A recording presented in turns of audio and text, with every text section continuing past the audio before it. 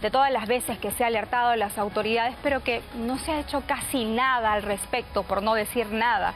Y hoy las familias tienen que lamentar la muerte de estos 13 trabajadores. Está con nosotros Iván Arenas, especialista en temas mineros. Iván, ¿cómo estás? Buenos días. Gracias. Bienvenido al Día con Willax. Primero, Iván, tratar de comprender, si es que cabe la palabra, las declaraciones del primer ministro, ¿no? Diciendo: no tenemos certeza de que estos trabajadores estén secuestrados. Y claro, ayer se conoció que mientras el primer ministro decía esto, teníamos al comandante general de la policía en un hotel en el centro de Lima, en un restaurante, un hotel, brindando con unas fiscales cuando ya se sabía de la desaparición de estos 13 trabajadores de La Poderosa. Básicamente por sus propias familias que los estaban buscando desesperadamente, Iván. Exactamente. Primero, lamentable lo que ha sucedido porque nos pone a un nivel, digamos, de mexicanización del país, ¿no? Una especie de lo que sucede, los fenómenos que suceden básicamente en México, y nos ponen en el mismo nivel. Lo otro es que evidentemente hay falta de inteligencia, es decir, todo lo que ha pasado en los últimos días básicamente se debe a eso, a la falta de proceder y a la falta de inteligencia que no existe en este momento en buenas partes del país, pues sobre todo en el tema de inteligencia, ¿no? Lo tercero es evidentemente que no hay un estado de emergencia allí, y evidentemente no hay información sobre ese tema. PCM ha quedado, digamos, en offside porque no tenía la información. Además de eso, hay muchas cosas que se vienen diciendo y que no son necesariamente. Si bien dijeron que había un rescate, pero nadie asegura que eso sea así. Eso lo dijeron, eso lo han dicho, pero nadie asegura. Probablemente los hayan matado al momento en que han tenido la confrontación, ¿no? Entonces, muchísimas de las cosas realmente están sucediendo en el país por básicamente eso, la falta de información estratégica, la falta de decisiones, la inoperancia de las autoridades, la corrupción también de autoridades que existen en la zona. Acuérdate que toda esta zona, básicamente Patas, está en estado de emergencia de hace meses, y lo que está sucediendo en Patas es que casi todos los días hay digamos, delitos de ese tipo y pasan estas cosas. Incluso 2 días antes también tomaron una planta de procesamiento de una empresa, también quisieron tomarla y todavía no tuvieron 20 rehenes. Entonces, lo que está sucediendo en Patas básicamente es eso, ¿no? La mexicanización del país. Estamos llegando a un nivel de degradación en la que vamos a ver lo que sucede con esas imágenes. Por eso es que no nos explicamos, porque esto no es nuevo. Patas venía en estado de emergencia. Ahora el gobernador regional está solicitando, o el alcalde, perdón, está solicitando que se declare el estado de sitio, ¿no? Pero es un problema que venimos arrastrando, y no solamente en Patas, hay otros lugares también en el Perú que están siendo tomados por la minería ilegal y todos los delitos que de este se desprende. Mira, es que en medida de que el precio del oro va a subir, el precio del oro ha subido casi 50% en los últimos meses. Es decir, empezamos en $1.500 la onza de oro, ahora estamos en $3.000, hemos pasado a $3.000. En medida de que la incertidumbre geopolítica siga avanzando, el precio del dólar también, el precio del oro también va a seguir avanzando. Entonces va a seguir avanzando a $3.000, y eso evidentemente va a seguir trayendo a las mafias, a los delincuentes, a las bandas criminales, a las extorsiones. Entonces ahí lo que sucede, en efecto, tú tienes razón, no solamente sucede en Patá, sucede en Ananea todos los días hay un muerto en Ananea que está en Puno, sucede en Atico, sucede en Chala, sucede en varias zonas del país. Ahora, ¿qué sucede? Que muchas de estas cosas, la partera de estas cosas básicamente es porque la política de formalización no ha funcionado en este país. Ahí quiero llegar, quiero hablar del Reinfo, que es este registro para que las empresas puedan formalizarse, empresas supuestamente artesanales, ¿no?, que extraen minerales y que están en este proceso de formalización. Pero el Reinfo ha sido sumamente criticado, no sé si coincides conmigo, Iván, en que hay un fracaso como tal porque no ha logrado que la mayor cantidad de minas pequeñas, artesanales o informales finalmente se logren con el proceso de formalización en el país. Pero además se ha generado una ampliación hasta junio de este año para que aquellas empresas que no habían hecho la formalización tengan más tiempo de hacerlo.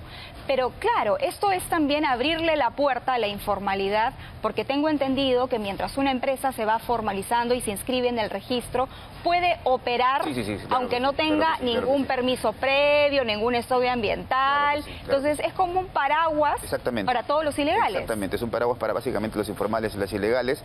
Acuérdate que muchos informales también hacen minería ilegal, muchos ilegales se basan o alquilan estos reinfos y básicamente están haciendo minería ilegal. El reinfo en realidad les da un espacio les pone en el limbo básicamente entre la informalidad y la informalidad, entre la formalidad y la ilegalidad. Entonces, básicamente lo que hace es ampara a muchas de esas organizaciones, a muchos de esos artesanos, a muchas asociaciones o muchas personas que están trabajando, los amparan, ¿no?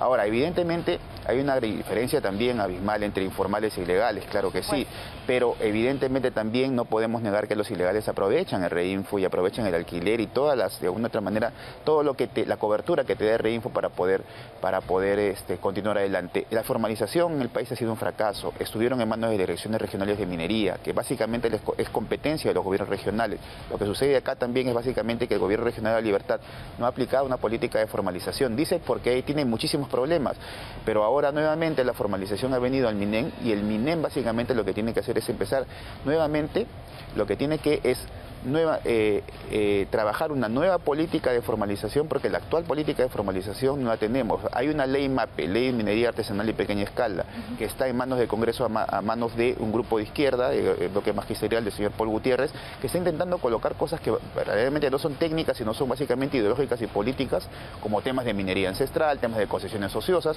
en fin.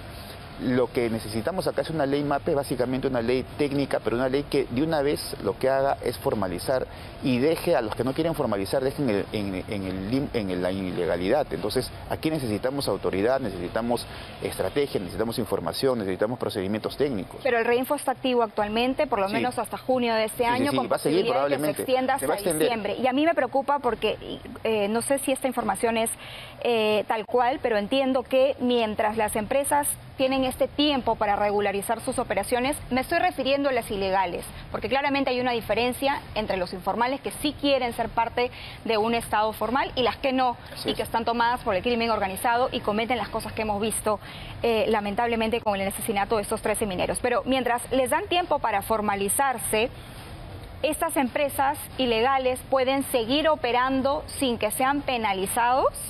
Mira, lo que pasa es que en estricto la minería ilegal está prohibida en el país, ¿no? Sin embargo, se hace a pesar de, evidentemente.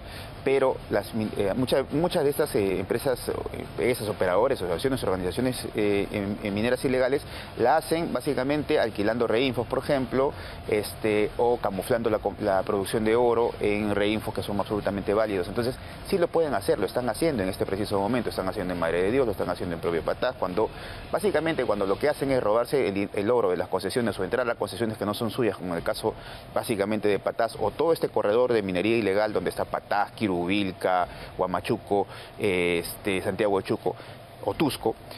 Lo que están haciendo básicamente es minería ilegal, a pesar de que evidentemente no se diga así o no se reconozcan ellos así, pero cuando están invadiendo una concesión también están haciendo minería ilegal, cuando están invadiendo reservas paisajísticas también están haciendo minería ilegal, cuando están contaminando ríos también están haciendo minería ilegal. Entonces ellos están en un limbo porque lo que hacen es básicamente, o están en una ganancia, mejor dicho, porque básicamente lo que hacen es alquilan estos reinfos, utilizan reinfos de terceros, de cuartos, y básicamente ellos con el reinfo evidentemente no pueden haber interdicciones.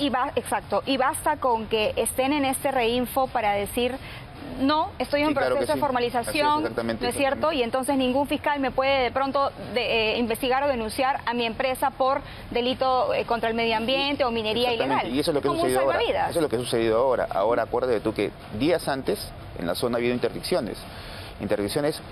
Donde estuvo la policía y la fiscalía. Estuvieron 13 días, sin embargo han hecho 3 días de interdicciones. No pudieron hacer las interdicciones porque según la policía, la fiscalía no había autorizado. Y según la fiscalía, los que no habían autorizado ha sido la Dirección General de Formalización Minera, que pertenece al MINEM. Entonces el MINEM no dio una respuesta. ¿Por qué es que no hubo interdicciones a lugares donde evidentemente están apertrechados? Porque estos señores están apertrechados en zonas como Sarumí, en zonas como Caruapampa, están apertrechados ahí, han estado, se conoce que están ahí. Estos señores son 3, 4 personas que están apertrechados con su grupo, se han unido para evidentemente no dejar pasar a las fuerzas del orden. Entonces, ¿por qué es que no se da de una vez el mandato para poder intervenir estas zonas de manera estratégica, como te digo, porque no hay una policía, y eso es importante, no hay una policía especializada para entrar a esos socavones tampoco, y eso lo podría hacer fácilmente alguna, digamos, empresa que podría dedicarse a eso, le podría dar ciertas recomendaciones de cómo entrar, pero es evidentemente sumamente peligroso y deben de tomar todas las medidas del caso para evitar lo que ha sucedido ahora. Pero entonces tenemos a un Estado que se encuentra en una situación de indefensión frente a la comisión de estos delitos. Completamente, tenemos un Estado, pero tenemos un Estado en B, acuérdate. Mira, tenemos un Estado en A que funciona formalmente, pero tenemos un Estado en B que funciona de manera formal y legal. No puedes entender lo que ha sucedido sin la corrupción de fiscales, de jueces, de malos policías, hay carros que llegan son transportados hasta Laredo y hasta Laredo son acompañados por policías. Hay videos de eso. Quiero insistir en el tema de la corrupción, Iván, porque uno de los delincuentes que está involucrado en este terrible asesinato es Miguel Rodríguez Díaz, más conocido como Cuchillo. Y según lo que reveló anoche un periodista que ha seguido de cerca más o menos la situación en Patás, este sujeto había sido capturado hace 2 años en flagrancia, con armamento, por la policía, y sin embargo estaba libre por el Ministerio Público. Y entonces, claro, ahora lo vemos detrás de todos esos asesinatos. ¿Cómo le explicamos eso a los familiares de las personas que hoy han perdido su impunidad y corrupción? Tanto este señor como el negro Pantera, como todos esos que están arriba, básicamente han sido esos, han sido capturados en flagrancia y los han soltado. Entonces, estamos en una situación de indefensión, estamos en una situación en la que el Estado no funciona, el aparato no funciona, hay mucha corrupción, hay mucho lavado de activos, hay que seguir la ruta del dinero, hay que seguir hacia dónde están, quiénes están financiando todos estos. Mira, hay una cosa que es importante y la gente no sepa. Sí, allí en la zona hay plantas de cianuración que van en 10 a 12, 15 millones de soles. ¿Quién financia eso? ¿Quién financia el metro de minado de un socavón que está cerca de $4.000? ¿Quién financia eso? Entonces tenemos que seguir la ruta del dinero también. Bien, muchas gracias, Iván Arenas, especialista en temas mineros, conversando con nosotros esta mañana y hablando sobre temas de fondo, ¿no? Finalmente la minería ilegal está avanzando en el país porque también se están promoviendo leyes en este momento que permiten eso, que les dan un mayor plazo para que, sobre pretexto de que me estoy formalizando, estoy hablando de los ilegales, finalmente no puedan ser intervenidos, no puedan ser detenidos. Finalmente el Estado está en este momento desarmado.